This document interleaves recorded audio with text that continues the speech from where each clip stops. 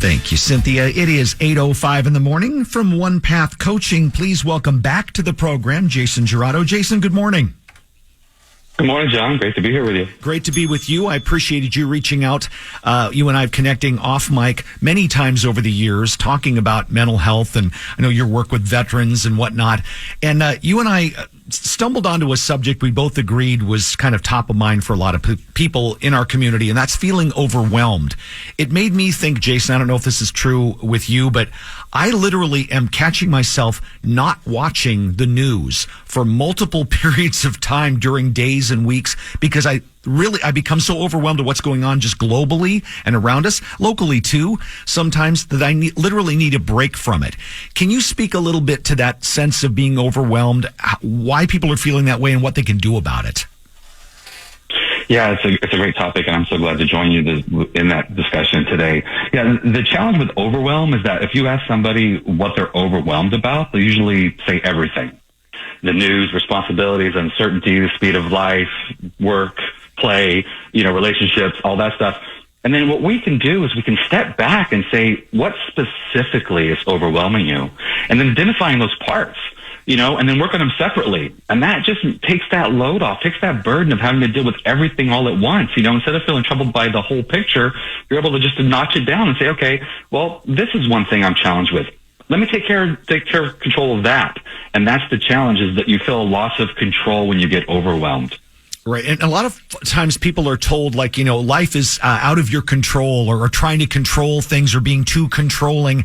It's almost like control sometimes gets a negative rap to some degree. But the way you describe it, and I agree 100%, being able to control what you can control, I think points you in the right direction. Is that one way to summarize it or describe it? Definitely. Yeah. One of the things is, start small. Jack Kornfield, who deals with mindfulness and meditation, has a saying that I've stolen from him. It says, mend where you can touch. You can't change everything, but you can work on what's in your reach. So your mindset, your actions, your relationships, and local community. That's what I love about KUIC and you working within and supporting the local community. That's what we have control of. When you try to see the bigger picture and you're like, well, I'm going to change somebody thousands of miles away, that's when you can start to get in those deep waters. But starting small, start with your relationships, your community. That's a great way to begin, and then get rid of that overwhelm. Well, you know what, and you speak to it directly in such a great way, Jason. One of my favorite words to use, and maybe I overuse it, I think my kids would agree, is compartmentalization. Like, we need to compartmentalize around here. I've been screaming that at them to some degree since they were young. But there is something to that, right? Breaking the big picture down into what you call achievable bits, which I think is a better way than compartmentalizing everything I talk about. Talk a little bit about that, about the breaking down into achievable bits. So as you step back, and as I was saying, what am I overwhelmed about? And then what can I do about it? Take that, what we call the low-hanging fruit first. Make some moves, make some things happen. And when you focus on what you can influence, then you start to rebuild your confidence, your resilience, and your purpose. And then you start showing up differently, and you no longer feel the need to control others because you can feel secure in yourself. And so as you break it down into those chunks, whether you talk about compartmentalizing or breaking it down to little bits, it allows you to make accomplishments.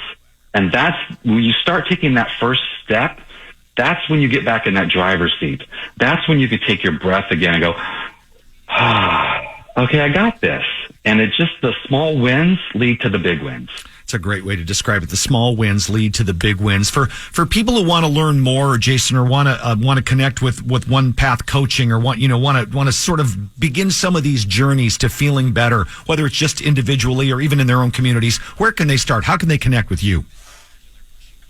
Well, my website, so my company, as you said, is One Path Coaching, and it's all spelled out, all letters, O-N-E, so on and so forth, onepathcoaching.com. They could email me direct, onepathcoaching@gmail.com. And I'm on social media. I'm out there on LinkedIn, and that's the best place to get hold of me for that. I have a YouTube channel. People can reach out to me anytime. I love to have these conversations. Appreciate you having this conversation with us. Jason Giraudo from One Path Coaching. Again, visit him at onepathcoaching.com.